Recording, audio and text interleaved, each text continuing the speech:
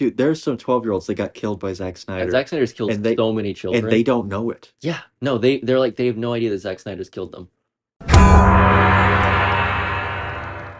Hello there. Welcome to the Cultist cast. I did want to do an episode about like, hey, everyone keeps comparing these sci-fi movies to Star Wars. Is that an incorrect thing, or is Star Wars just so huge in its scope after 40 years that yeah, sure, an animated movie in the sci-fi setting is a Star Wars because they've done everything, like, you know, but I feel like that's a long episode. We're gonna do a shorter one here about our fellow gamers of the cult. That being that recently, while promoting Rebel Moon, Zack Snyder was like, "Hey, me and my son were playing Fortnite. He didn't like it, so I just kept playing it. And I usually wear a Mr. Meeseeks skin, and I'm less of a builder, more of a gunner. And I was kind of shocked because the guy's like 50, right? Yeah, that But that he's still gaming. well, it's him gaming isn't super weird. Like, it seems like type of thing he would get into, and Yeah, given his history with like trying to get Gears of War, which he name dropped Gears of War and Halo as franchises he's always wanted to adapt yeah. as well. So So it doesn't shock me. It does shock me that Fortnite's the thing that's like, granted, it's on like mobile and stuff, and yeah. it's free. That So makes me think, all these people are like, he's so grim, dark, and edgy. I bet he loves Gears of War. It's like, yeah, Fortnite's kind of my go-to. yeah, It, Fortnite and Mr. Meeseeks because he also likes Rick and Morty. yeah, He likes things that are very colorful and jokey. yeah. Which is funny because I really don't like Rick and Morty Oh yeah, at you all. hate it with passion. I don't hate it with a passion. It's just after a while, it kind of went up its own rear end more than I would have That and enjoyed. the fan base was just like, It got rough. It peaked and turned in on itself like a black hole. But we all know that Henry Cavill is a gamer. yeah, he He famously like missed the call being told he was Superman because he was playing World of Warcraft. Yeah, which again is a game that never really pulled me in, Yeah, but his talking about like The Witcher, and he's in the Star Citizen Squadron 42, I believe, is what the campaign is called. He and Gary Oldman and Mark Hamill and mm, like 50 other actors in a game that'll probably never actually get released. Unfortunately, I want Star Citizen to be good and to come out, but it's difficult to have faith in it sometimes. yeah, Um, Especially with I don't want to get into the comparisons between Starfield and that and No Man's Sky and Elite Dangerous and all that. That's a whole nother thing. But famously he's a fan of the Witcher books and the Witcher games as hmm well. And so that was something that was a big point of conjecture on the set while filming The Witcher. The people running it were like, it's garbage for nerds. And he's like, the people who watch this show are the people who read and played the books and games, respectively. So we should probably not ruin that. yeah. It kind of it's weird that Henry Cavill seems to have this curse to whenever he goes to like this thing that's really good, the people in charge of it are like, it's obviously not that good. We need to start from the ground up and make a thing that we like. And they just hate the thing they're adapting. Yeah, it's a weird because he had that with. I mean, people have also said he was rumored to be in a Mass Effect adaptation as Commander Shepard. Hmm. That was a rumor for a while, He like a doesn't couple look years like the ago. character. Haha, because he's a customizable character. Um, It'd be kind of funny if like every episode of like a Mass Effect show they just change whether it's the dude or female. Like they just change the actor. well, here's the thing. It's entirely possible that with Warhammer, which he's heavily, involved with on a Hmm. production side now, he could just start voicing characters in games and animation before he even makes a live action appearance. If he's a Primarch, he can play all of those Space Marines because they all take on attributes of that. Yeah. Um, so again, I'm rooting for Sanguinius. It would be more painful if he was Horus, just if you know those stories, and that would hurt me, which would be good storytelling. But I want him to be Sanguinius a little bit, even if Yeah. it means you only really get Horus Heresy in before. Well, then you can have him show up as like Blood Angels and Yeah, it's good stuff. It's good stuff. or But you could have him do the kind of Ron Perlman thing where he's the narrator establishing at the beginning of yeah, sort stuff. of like a Servo Skull retelling. Anyway, but Mm, so I knew about Henry first, and then Zach news came out, and then apparently the video game Valorant was having an event, and Ben Affleck was there with his kids, and I was like, oh, okay, so like his kids probably play the game, mhm. and he was like, okay, so this is who I main. I can't believe they nerfed this character. and he's talking about like the mechanics of it. Like the Valorant, that's like that Overwatchy type. It's like Overwatch meets CS:GO. Yeah, It's sort of a it's a hybrid. more tactical, like Yeah, fire. it's a tactical Overwatch, which I'm sure people who play the game will be like, Wait, so there's more to it. he's He plays that game. He was upset they nerfed the character Jet, and I believe he says he plays. I don't remember the character's name. It could be Kai, but it's a like murder robot assassin man. that sounds like I it. did look into it. Yeah, There's some pretty great character designs in that game. yeah. I'm not gonna lie. I'd seen it, but problem was that I had seen it right as like Overwatch was getting all iffy with like Uh, the where like the it's right when Overwatch 2 was going to be announced. And that's when I was starting to look into it, and I was like, this seems like it's giving me a lot of Overwatch vibes, and Overwatch is currently not a very good vibe. yeah, So I distanced myself from it, but I think it looks pretty cool.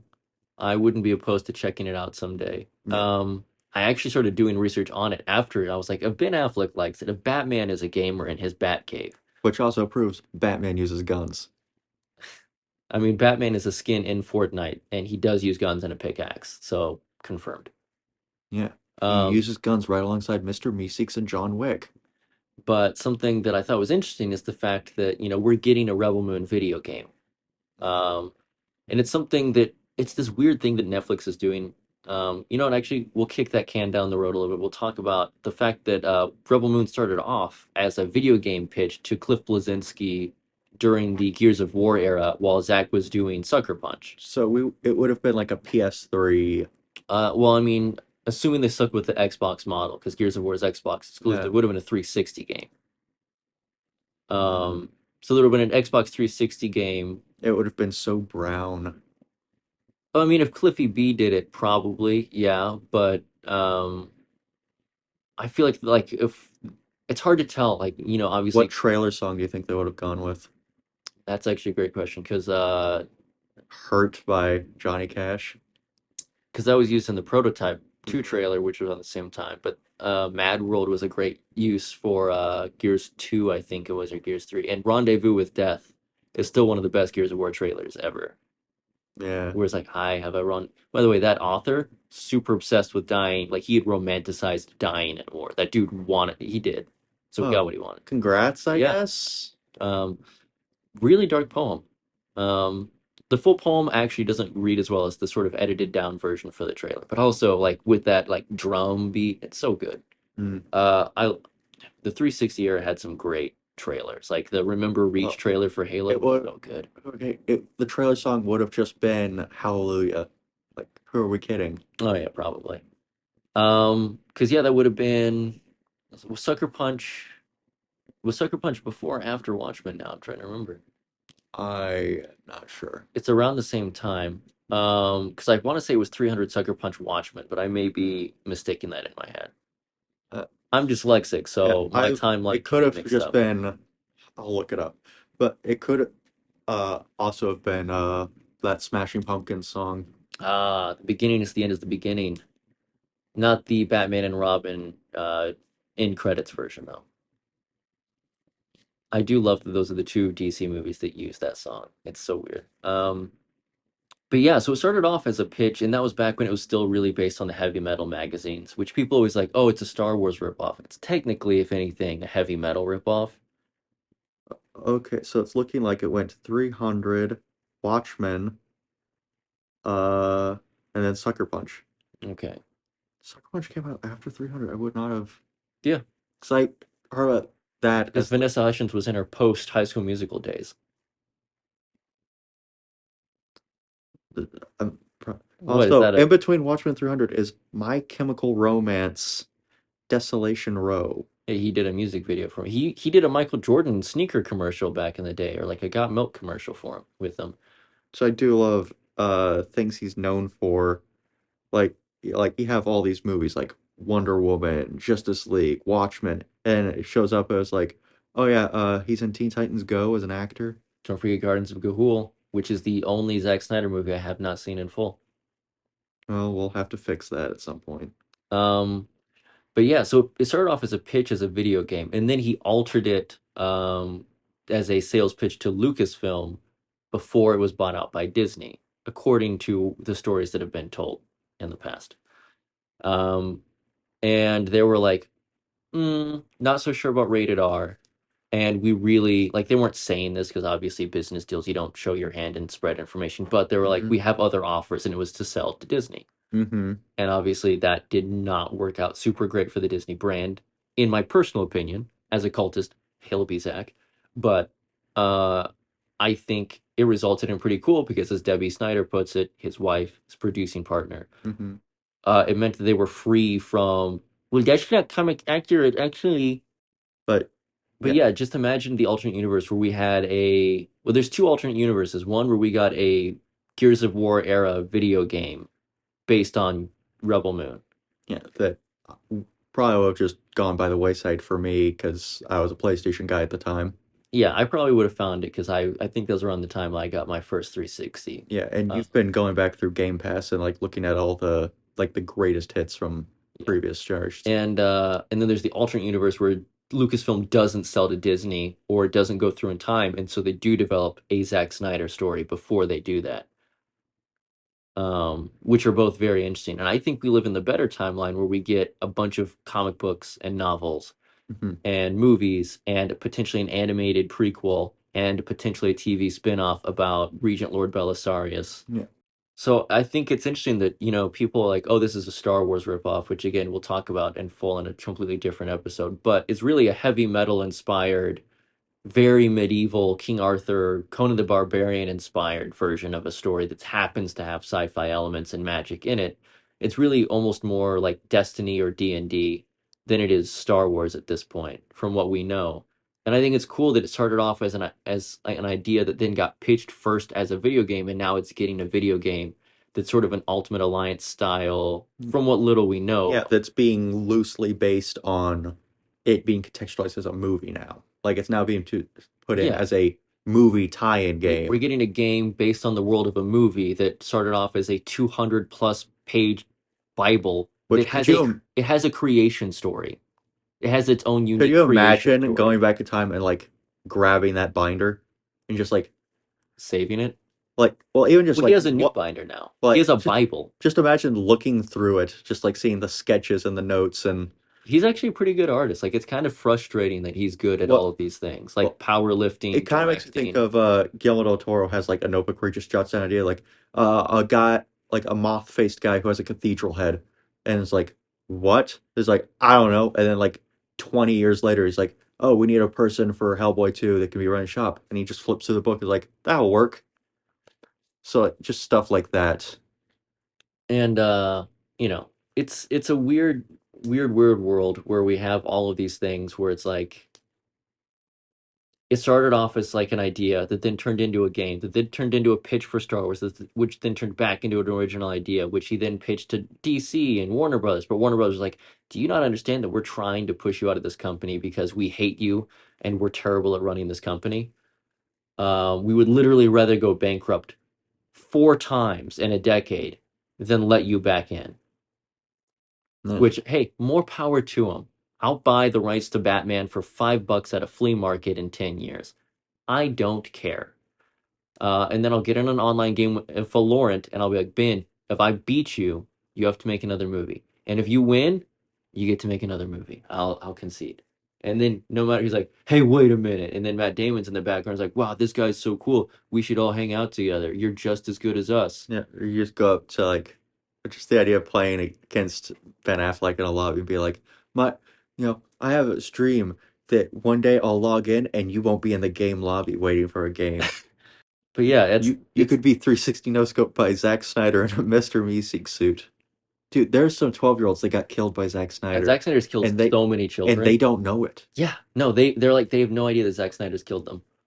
In a way, that's like I think Zack Snyder is very good at like getting people to like him Yeah, if you on talk it to them, on a personal basis. yeah. Like I had a theory, like this conspiracy theory stuff, but it was like Quarter Digital was very anti-Snyder stuff. Hmm. Like in a way, they would like just actively ignore like bringing it up. Like they'd be like, "Oh, this version of Batman, you had this version, uh, and then that new version, the Batman with Paul Dano." And I'm like, "You skipped one." Yeah, But then they hire someone from their crew yeah. as like and puts them like front and center and Yeah, for the first Alien reveal. yeah, and it's like some good teaser stuff. When I saw that, I was like, "What is this?" I thought it was like a Diablo Yeah, thing. it's like a Minotaur monster. It's like, no, that's a human done in makeup for a movie that used to be a video game that, and you basically recite the entire first part of this podcast.